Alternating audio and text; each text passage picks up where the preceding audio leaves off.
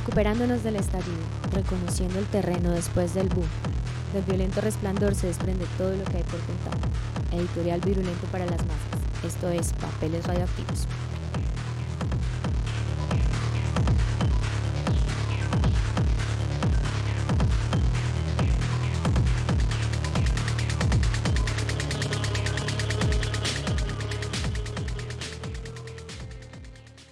Hola, bienvenidos al editorial sonoro de Papeles Radioactivos, un programa comprometido con la difusión editorial libre y salvaje que pretende traer a todos los que escuchen el lado más B de la literatura. Como ya es costumbre, antes de empezar a darle fuego a este segundo programa de la segunda temporada y pensando en todos aquellos que nos escuchan por primera vez, les recordamos que este es un espacio pensado para traer a quienes deseen escucharlos textos literarios con la idea de sembrar, a través de la lectura de los mismos, la semilla de la curiosidad para empezar a explorar en busca de nuevas miradas que nos ayuden a asir esta realidad en la que vivimos. Inicia entonces esta segunda edición de la segunda temporada, saludando a todos los que se toman el trabajo de prestarme sus oídos para escuchar mi selección de textos, pensando en a través de ellos conseguir hacerlos reflexionar sobre otras maneras de narrar. El programa de hoy viene cargado de cosas bellas. Trae para ustedes contenido con temática libertaria que cuestiona la existencia de medidas o estados represivos y habla al respecto de las respuestas de los que se ven afectados por ellas y que en algún punto deciden poner freno al abuso de la autoridad desde diferentes disciplinas. El tema me parece pertinente a puertas de lo que será el paro nacional del próximo 21 de noviembre, movilización a través de la cual el pueblo de este territorio que habitamos espera hacer notorio el inconformismo que lo embarga al respecto de muchas de las medidas tomadas por el gobierno de turno y con la cual, desde el editorial sonoro de Papeles Radioactivos, nos solidarizamos sin lugar a duda.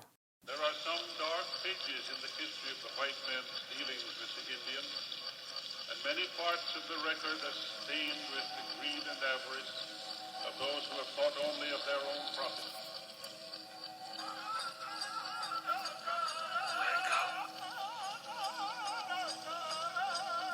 There are some dark pages in the history of the white man's dealings with the Indian, and many parts of the record are stained with the greed and avarice of those who have thought only of their own profit. Wake up!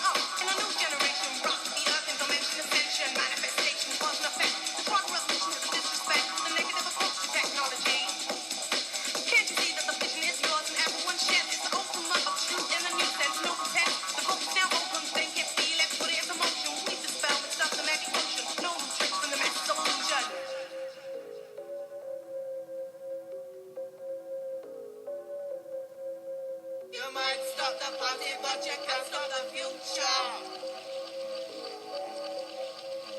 You might stop the party, but you can't stop the future. You might stop the party, but you can't stop the future. You might stop the party, but you can't stop the future.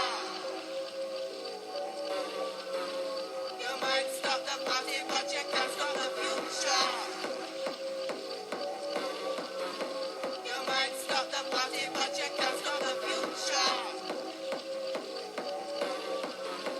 You might stop the party, but you can't stop the future. You might stop the party, but you can't stop the future. You might stop the party, but you can't stop the future. You might stop the party, but you can't stop the future.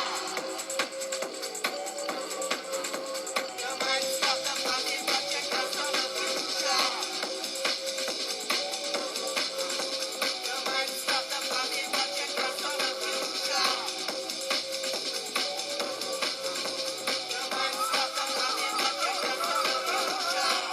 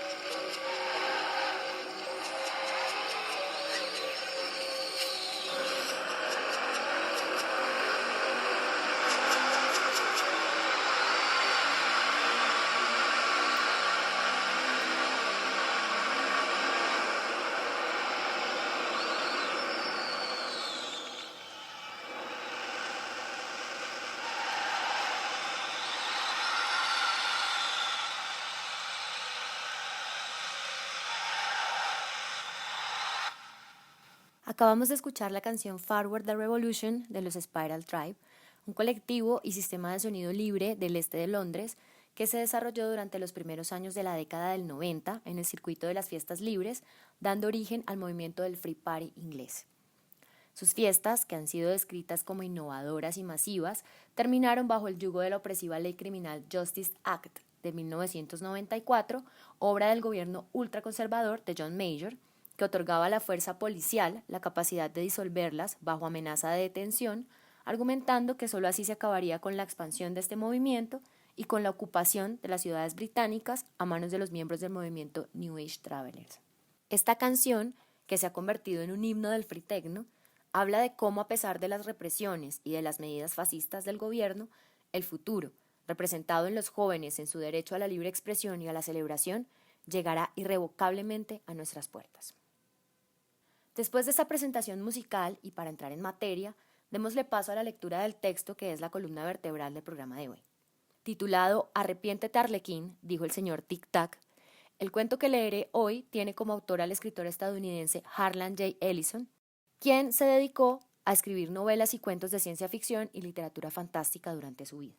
El relato se hizo acreedor a premios literarios como el Nebula en 1965 de la Asociación de Escritores de Ciencia Ficción y Fantasía de Estados Unidos, el Hugo en 1966 de la Convención Mundial de Ciencia Ficción y el Prometheus en 2015 conferido por la Sociedad Libertaria Futurista. Ellison se hizo célebre gracias a su prolífica carrera como escritor de guiones para series televisivas, tales como The Alfred Hitchcock Hour y Star Trek, cuyo episodio The City on the Edge of Forever de 1967 se hizo acreedor a un premio Hugo por mejor presentación dramática en 1967 y un Writers Guild of America Award al guión más excepcional y al episodio dramático de 1967-1968. Sin más preámbulos, aquí está el texto. Arrepiéntete, Arlequín, dijo el señor Tic-Tac, por Harlan Ellison. Nunca falta quien pregunta de quién se trata. Para los que siempre necesitan preguntar, para aquellos a quienes siempre hay que decir las cosas con todas las letras y que necesitan saber dónde posan los pies, va esto. La mayoría de los hombres sirve al Estado no como hombres, principalmente, sino como máquinas, con sus cuerpos. Son el ejército en pie, las milicias, los celadores, los policías, las fuerzas de la ley. En muchos casos no hay ningún ejercicio libre del juicio o del sentido moral. Estos hombres se ponen al mismo nivel que la madera, la tierra y las piedras. ¿Acaso tal vez puedan fabricarse hombres de madera que sirvan a los mismos fines? No inspiran más respeto que un títere o que un trozo de tierra. Su valor es igual al de los perros o los caballos. Sin embargo, se les suele considerar buenos ciudadanos. Otros, en su mayoría legisladores, políticos, juristas, ministros y funcionarios, sirven al Estado principalmente con su mente. Y dado que muy rara vez hacen distinciones morales, son tan proclives al servir al diablo sin quererlo como a Dios. Muy pocos como los héroes, los patriotas, los mártires, los reformistas en el sentido más elevado, y los hombres, sirven al Estado también con sus conciencias, y así, necesariamente, se le oponen casi constantemente. Por lo general, el Estado suele tratarlos como enemigos. Henry David Thoreau, Desobediencia Civil. Allí está la raíz de todo. Ahora comencemos por el medio y luego sepamos el principio. El final se encargará de sí mismo.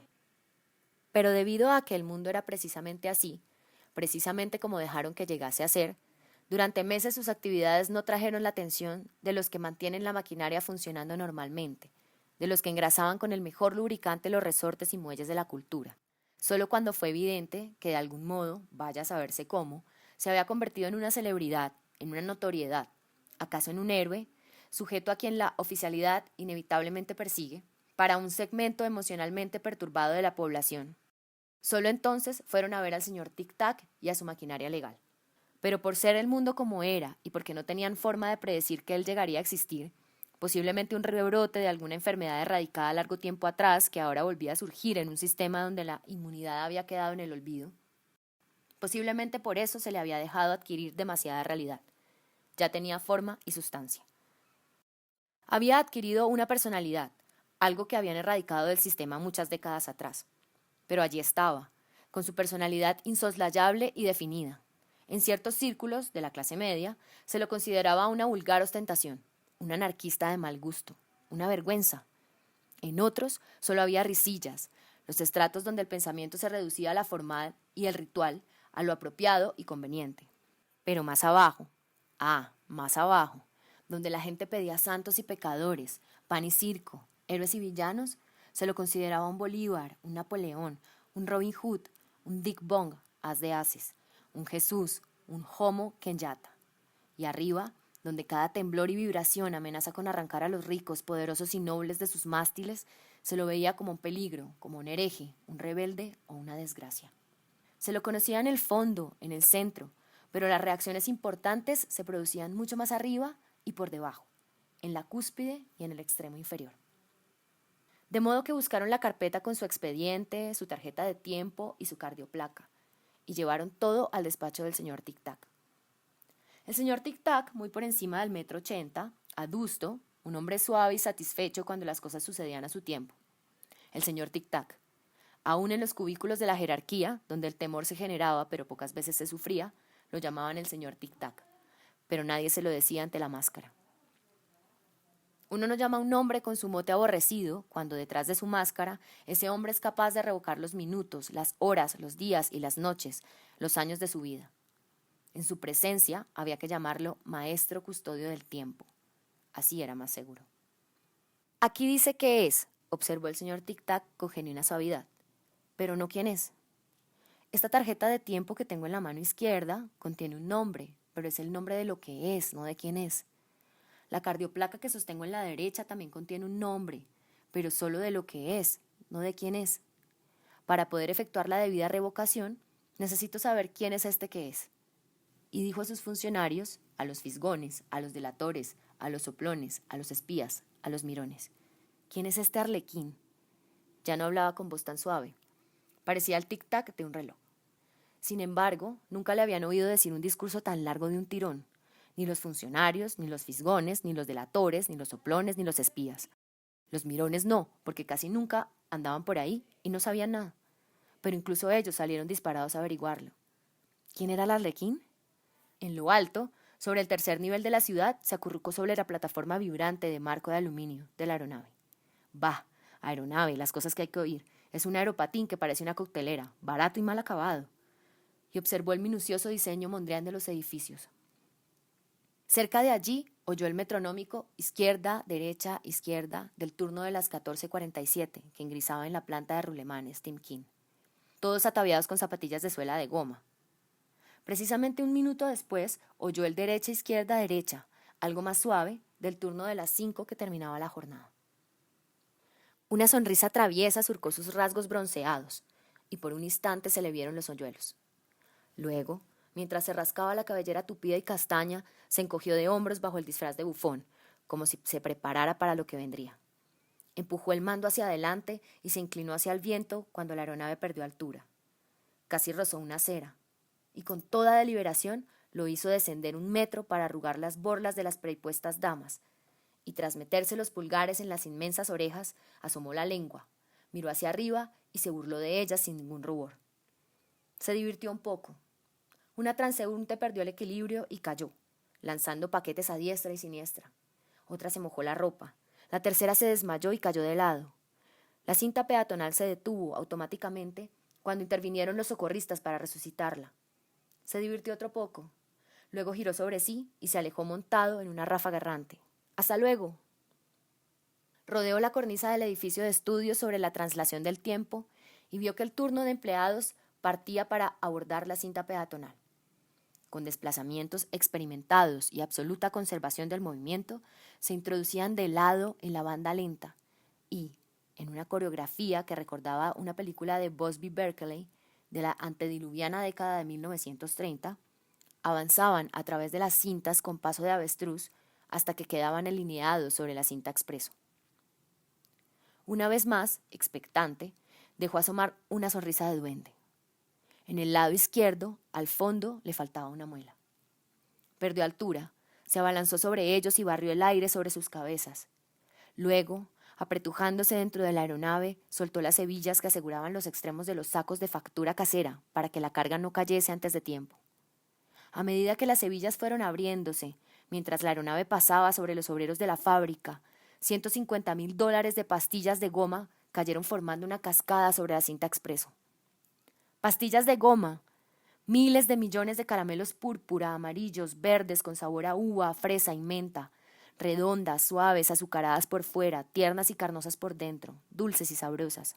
Saltando, sacudiéndose, rebotando, tinteneando, ripiqueteando, cayeron sobre las cabezas, los hombros, los cascos y las corazas de los obreros de la planta Timkin.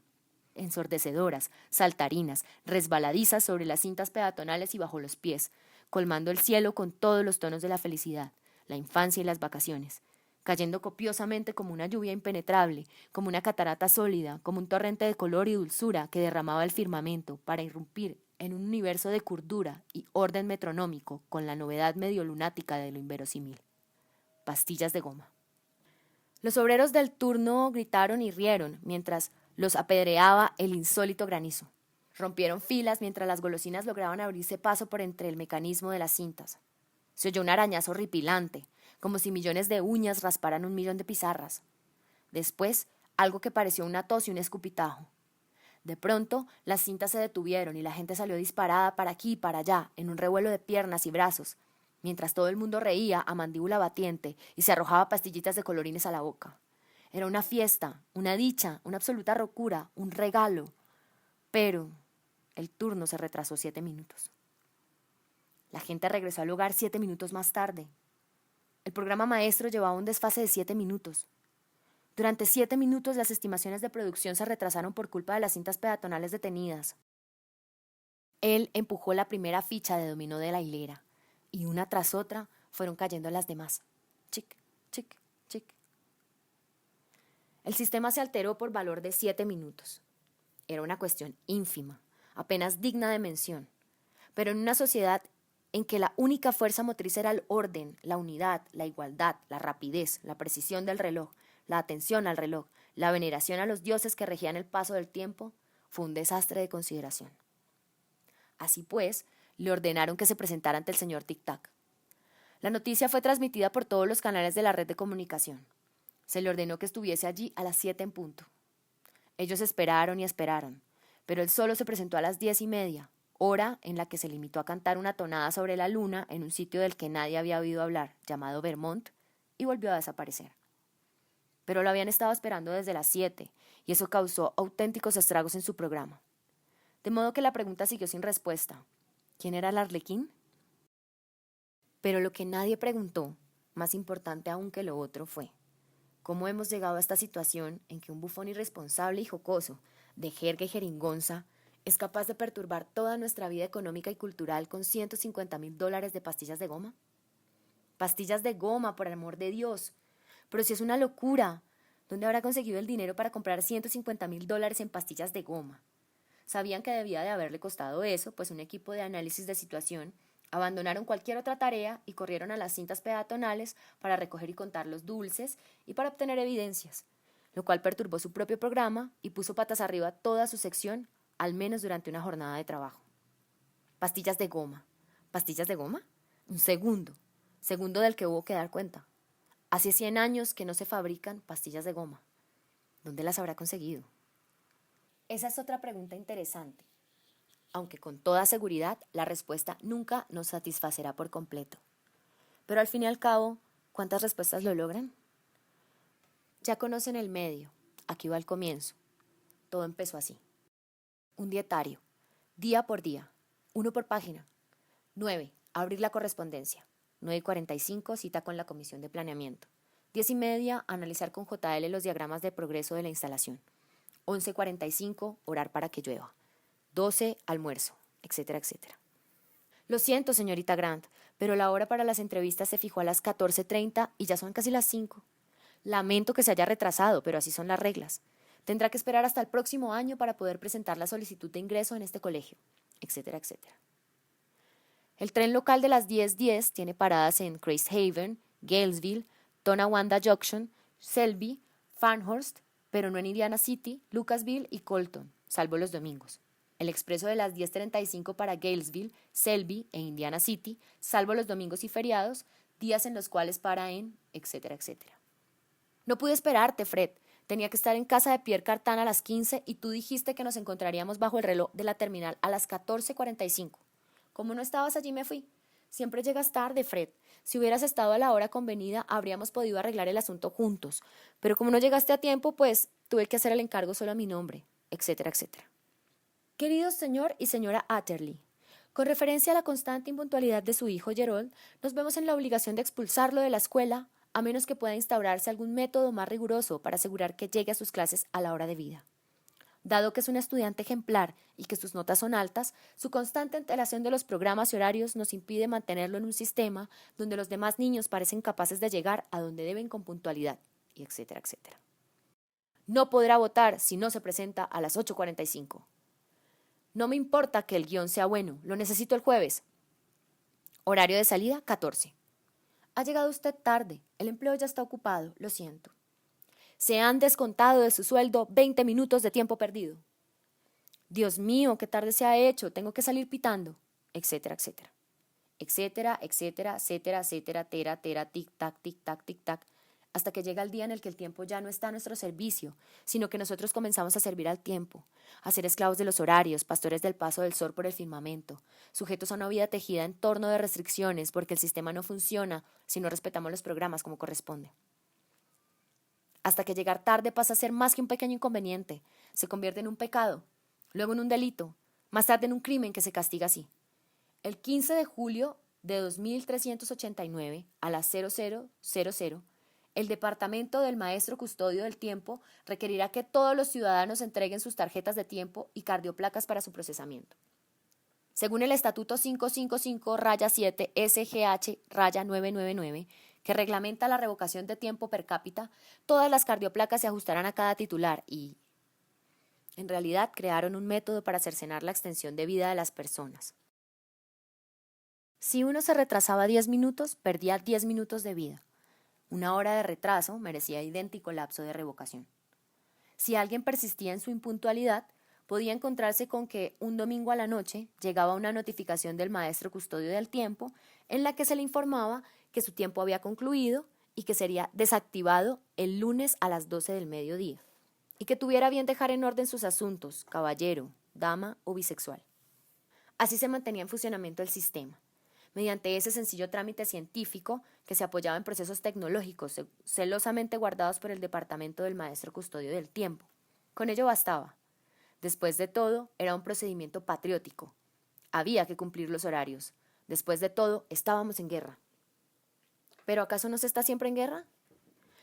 ¡Qué desagradable!, exclamó el arlequín cuando la bella Alice le mostró la lámina de Se Busca. Desagradable.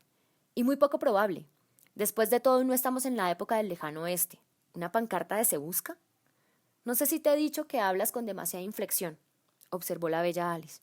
Lo siento, respondió el arlequín humilde. No tienes por qué lamentarte. Te pasas el día diciendo lo siento. Ay, Everett, cargas con una culpa tan impresionante. Es una verdadera pena. Lo siento, repitió, y luego frunció los labios. Los olleros asomaron fugazmente. No había querido decirlo. Debo volver a salir. Tengo algo que hacer. La bella Alice descargó el cuenco de café sobre el mostrador. Por amor de Dios, Everett, ¿no puedes quedarte en casa una sola noche? ¿Siempre tienes que pasearte con ese espantoso traje de bufón, corriendo como un extraviado y ofuscando a la gente? ¿Tengo qué? Se detuvo y se acomodó el sombrero de payaso sobre la cabellera castaña con un tintineo de cascabeles. Se levantó, enjuagó el cuenco del café bajo el grifo rociador y lo puso un momento en el secador. Tengo que irme. La mujer no respondió. El fax ronroneaba. Fue hasta él, extrajo una hoja, la leyó y se la arrojó a través del mostrador. Se trata de ti, como siempre. Eres ridículo. La leyó deprisa. Decía que el señor Tic-Tac trataba de localizarlo. No dejó que la noticia lo preocupara. Saldría una vez más para llegar tarde nuevamente. Al llegar a la puerta, buscó alguna línea de salida y se volvió hacia atrás con petulancia. Para que te enteres, tú también hablas con inflexión. La bella Alice alzó los ojos hacia el techo. Eres ridículo. El arlequín partió y quiso cerrar de un portazo, pero la puerta se cerró por sus propios medios suave y lentamente. Se oyó un débil toc-toc. La bella Alice se levantó con un exasperado suspiro y abrió la puerta. No se había ido. Regresaré a las 10:30, ¿está bien? Ella asomó su rostro desolado. ¿Por qué dices estas cosas? ¿Por qué? Sabes que llegarás tarde, lo sabes mejor que yo. Siempre te retrasas. ¿Qué necesidad tienes de decirme estas tonterías? Cerró la puerta. Al otro lado, el arlequín asintió. Tiene razón. Siempre tiene razón. Llegaré tarde. Siempre llego tarde. ¿Qué necesidad tengo de decirle estas tonterías? Se encogió de hombros y partió para llegar tarde una vez más. Disparó los cohetes lanzahumos y dibujó en el firmamento. Exactamente a las 8 acudiré a la 115ª convención anual de la Asociación Médica Internacional. Espero podáis acompañarme. Las palabras ardieron en el cielo y desde luego las autoridades se presentaron para esperarlo. Supusieron, naturalmente, que llegaría tarde. Llegó 20 minutos temprano, mientras sujetaban las redes que debían atraparlo. Les habló por un altavoz estruendoso que lo sobresaltó y lo sacó de quicio. Tanto que sus propias redes pegajosas se cerraron sobre ellos y los dejaron pendiendo por encima del anfiteatro, entre pataleos y aullidos. El arlequín empezó a reír y se disculpó profusamente. Los médicos reunidos en cónclave solemne estallaron en carcajadas y aceptaron las disculpas del arlequín con exageradas inclinaciones de cabeza y reverencias. Todos se divirtieron a más no poder y pensaron que el arlequín era un payaso de calzón y farala. Todos, claro está, menos las autoridades, que habían sido enviadas por orden del señor Tic-Tac y que quedaron colgando como carga a la estiva sobre el suelo del anfiteatro, del modo más apropiado. En otra parte de la misma ciudad, donde el arlequín efectuaba sus actividades, sucedía algo totalmente ajeno a lo que aquí nos concierne, pero que sin embargo ilustra el poder y la coerción del señor Tic-Tac. Un hombre llamado Marshall de la Anti recibía su aviso de desactivación del departamento del señor Tic-Tac. Su esposa tomó la nota de manos del empleado del traje gris que había ido a entregarla, con la tradicional expresión de condolencia, estampada horrorosamente en el rostro. La mujer supo de qué se trataba aún antes de abrirla. Era una esquela que, en esos días, todos reconocían de inmediato. Contuvo el aliento y la sostuvo lejos de su cuerpo como si se tratara de un portaobjetos impregnado de botulismo. Oró porque no fuese para ella, que sea para Marsh, pensó con brutalidad y realismo, o para alguno de los niños, pero no para mí, Dios santo, por favor, que no sea para mí. Entonces la abrió y era para Marsh. La mujer sintió alivio y espanto al mismo tiempo. La bala había dado al soldado de atrás. Marshall, gritó, Marshall, te desactivarán, Marshall. Ay, Dios mío, Marshall, ¿qué haremos? Marshall, ¿qué haremos, Dios mío? Y esa noche, en su casa, solo se oyó el ruido del papel hecho trizas y el ruido del miedo, y por las chimeneas solo subió el olor a la desesperación. No había nada, absolutamente nada que pudieran hacer. Pero Marshall de la Anti trató de escapar. Y al día siguiente, bien temprano, cuando llegó el momento de la desactivación, estaba en lo más profundo del bosque canadiense, a 320 kilómetros de allí. El departamento del señor Tic Tac desactivó su cardioplaca, y Marshall de la Anti se hincó doblado en dos mientras corría. El corazón se le detuvo y la sangre se secó durante el trayecto al cerebro. Se murió. Eso fue todo. Sobre el mapa que había en el departamento del maestro custodio del tiempo, se extinguió una lucecita, mientras la notificación entraba en proceso para ser reproducida por facsímil. El nombre de Georgette de la Anti fue sumado a la lista de los beneficiarios con el socorro asistencial hasta que pudiera volver a casarse. Con esto termina la digresión y todo lo que había que aclarar, pero no se rían, pues es lo que le sucederá al Arlequín si alguna vez el señor Tic Tac descubría su nombre verdadero. No tiene nada de gracioso. El nivel comercial de la ciudad brillaba, abigarrado con los colores que la gente usaba los jueves para ir de compras. Mujeres con túnicas amarillo canario y hombres con trajes pseudo-tirolés de cuero y color jade, que le sentaban muy ajustados, salvo por los pantalones bombachos. Cuando el Arlequín apareció en la cúpula, aún en construcción del nuevo centro de compras eficientes, con el altavoz sobre los labios sonrientes, todos lo señalaron, boquiabiertos, pero él los amonestó. ¿Por qué dejan que los manden como a esclavos? ¿Por qué dejan que los hagan correr y apresurarse como hormigas? Tómense su tiempo, entreténganse por ahí un rato. Disfruten del sol, de la brisa, dejen que la vida los conduzca a su propio ritmo. No sean esclavos del tiempo, es una forma diabólica de morir lentamente, poco a poco. ¡Fuera el señor Tic Tac! ¿Quién será ese lunático?, se preguntaron casi todos los clientes. ¿Quién será ese ¡Ay, Dios, debo darme mucha prisa o llegaré tarde! Los obreros que trabajaban en la cúpula del centro comercial recibieron un aviso del maestro custodio del tiempo. En él se les decía que el peligroso criminal conocido como Arlequín se encontraba en lo alto de la torrecilla y que debían prestar su ayuda con suma urgencia para capturarlo. Los obreros se negaron. Perderían tiempo previsto para el programa de la construcción. Pero el señor Tic Tac se las arregló para mover los hilos gubernamentales precisos. Se les ordenó que dejaran el trabajo y que atraparan a ese loco que había en la torre a través de un altavoz. Así pues, unos 12 hombres robustos comenzaron a trepar por los andamios con las placas antigravedad hacia el Arlequín. Después del desorden desastroso, durante el cual no hubo víctimas graves gracias a la consideración del Arlequín por la seguridad personal, los obreros trataron de organizarse y apresarlo, pero fue demasiado tarde. Se había esfumado. Con todo, logró atraer a una multitud nada desdeñable, y el ciclo de compras previsto se demoró durante horas y horas. Así, las demandas de compras del sistema se vieron retrasadas y hubo que tomar medidas para acelerar el ciclo durante el resto de la jornada. Pero como el primer ciclo se retrasó y luego se adelantó, se vendieron demasiadas válvulas de flotador y no suficientes cojinetes, lo cual provocó un fallo en las estimaciones, lo cual a su vez hizo necesario enviar cajas y más cajas de Smash 0, perecedero, a tiendas que por lo general solo necesitaban una cada 3 o 4 horas. Los envíos se trastocaron, en los transbordos se confundieron los destinos y por fin hasta la industria de los aeropatines sufrió las consecuencias. No vuelvan hasta que no lo hayan capturado, dijo el señor Tic Tac, con una voz muy serena y muy sincera, extremadamente peligrosa. Usaron perros, usaron sondas, usaron entrecruzamientos de cardioplacas, usaron señuelos, usaron el soborno, usaron la delación, usaron la intimidación, usaron tormentos, usaron torturas, usaron servicios de bribones y de policías, usaron pesquisas, usaron celadas, usaron incentivos, usaron huellas dactilares, usaron el sistema Vertillon, usaron astucias, culpas y traiciones, usaron a Raúl Minton, pero no les sirvió de gran cosa. Usaron la ciencia aplicada, usaron técnicas de criminología, y qué demonios, al final lo atraparon. Al fin de cuentas, su nombre era Everett C. Marm, y no era gran cosa, solo un hombre sin sentido del tiempo. «Arrepiéntete, Arlequín», dijo el señor Tic Tac. «Vete a la porra», replicó el Arlequín desdeñoso. «Tus retrasos suman un total de 73 años, 5 meses, 3 semanas, 2 días, 12 horas, 41 minutos, 59 segundos, .03611 microsegundos. Has empleado todo lo que tenías y más aún. Voy a desactivarte». Vete a asustar a otro. Prefiero morir antes de vivir en un mundo opaco con un hombre de saco como tú. Es mi trabajo. Te sale hasta por las orejas. Eres un tirano. No tienes derecho a mandar a las personas como si fueran esclavos y a matarlas cuando llegan tarde. No puedes adaptarte. No encajas en el sistema. Suéltame y verás cómo te encaja un puño contra los dientes. Eres un inconformista. Eso antes no era ningún delito. Pues ahora lo es. Vive en el mundo que te rodea. Lo odio. Es un mundo atroz. No todos comparten tu opinión. A casi todo el mundo le gusta el orden. A mí no. Y a casi toda la gente que conozco tampoco. No es cierto. ¿Cómo crees que te capturamos? No me interesa saberlo. Una chica llamada Bella Alice nos dijo dónde te encontrabas. Mentira. Es cierto. Tú la sacas de quicio. Quiere formar parte de la sociedad. Quiere sentirse satisfecha. Voy a desactivarte. Pues entonces hazlo y déjate de discusiones. No voy a desactivarte. Eres un imbécil. Arrepiéntete, Arlequín, dijo el señor Tic-Tac.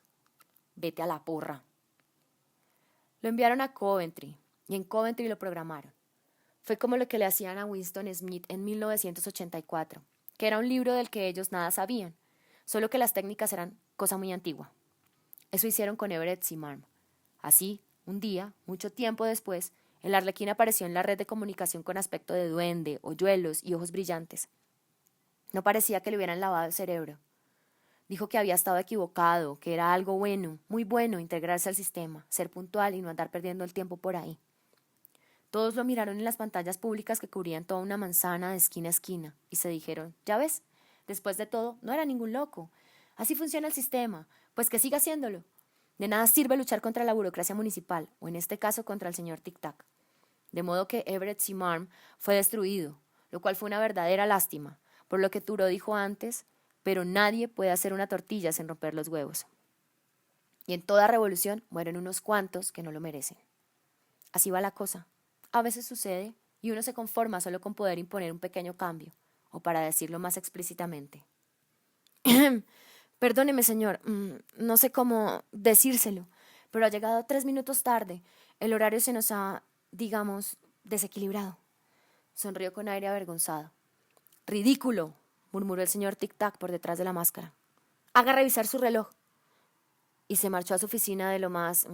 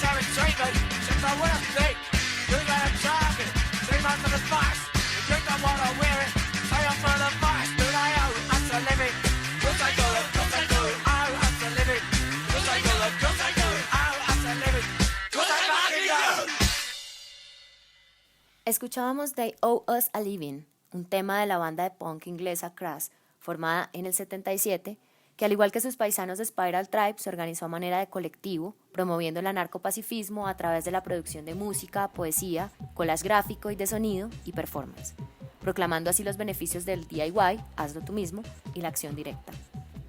Además de sus acciones artísticas, Crass realizó acciones políticas como organizar ocupas, lugares abandonados que serían ocupados por gentes a quienes no les pertenecían. La banda se asentó en una comuna anarquista cerca de Epping, en Essex. Su canción They Owe Us a Living habla sobre la manera en la que el Estado abusa de la población de manera constante y cómo este modelo se perpetúa desde la escuela a lo largo de nuestras vidas, valiéndose de instrumentos como la televisión y los medios de comunicación. Volviendo en materia, hinquemos un poco el diente en la obra de H.J. Ellison. El texto, un relato de ciencia ficción distópica que Alan Moore nombró como una de sus influencias a la hora de escribir V for Vendetta, expone un sistema basado en la producción, al cual es necesario adaptarse para sobrevivir. Un sistema represivo al que los individuos deciden someterse por considerarlo correcto y que al parecer no cuestionan ni al que se resisten. Controlados por el señor Tic Tac, los personajes viven subyugados, sometidos al control de un tiempo que, a pesar de ser suyo, no les pertenece.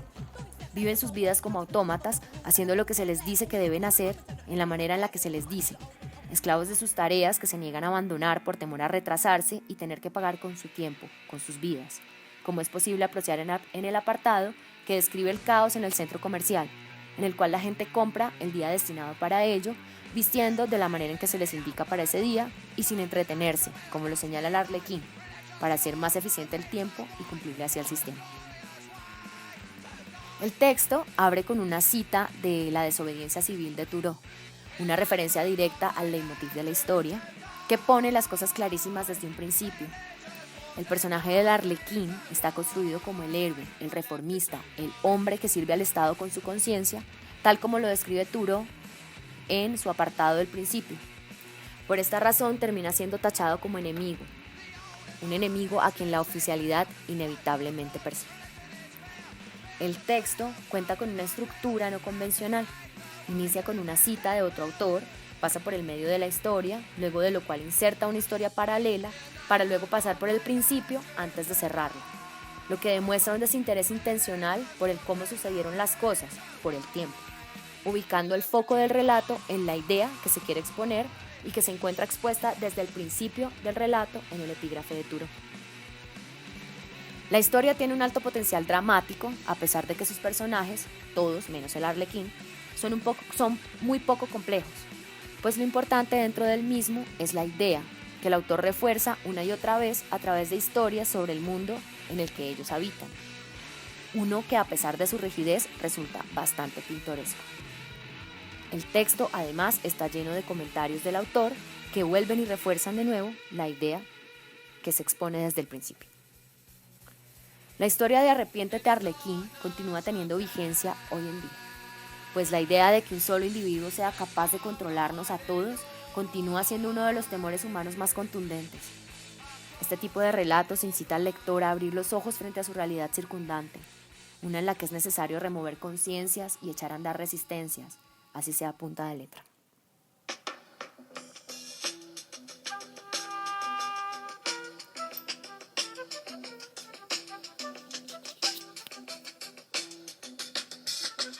You will not be able to stay home, brother.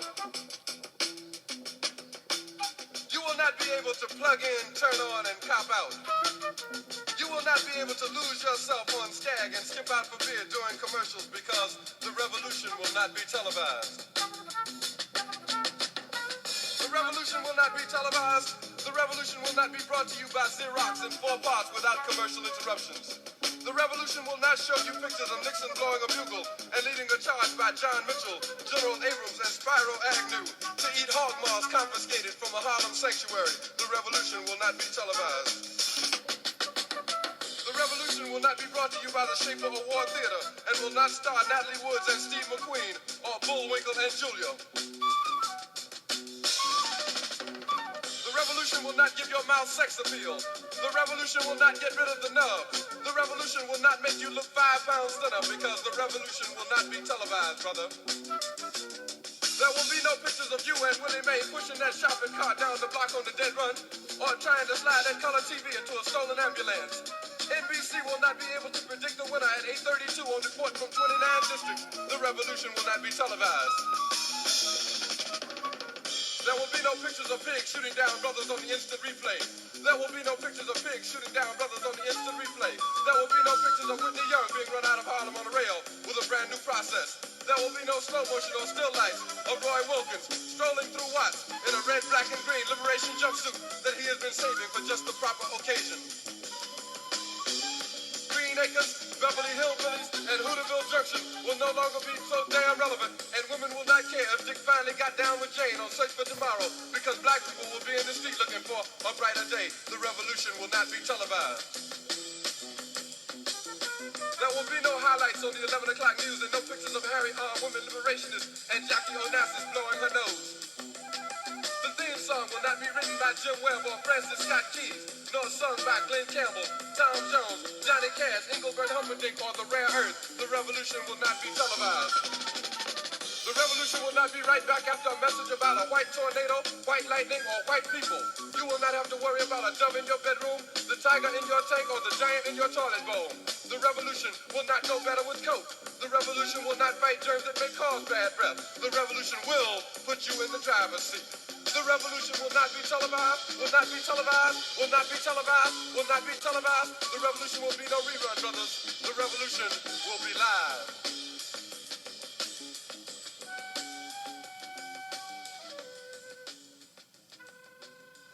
La canción que acabamos de escuchar se titula The Revolution Will Not Be Televised, del cantante norteamericano Gil Scott-Heron, un poeta y músico reconocido durante las décadas del 60 y 70. Sus actuaciones incluían poesía cantada y hablada y estaban directamente relacionadas con el activismo afroamericano. La canción fue popular entre los grupos que profesaban el poder negro en los Estados Unidos.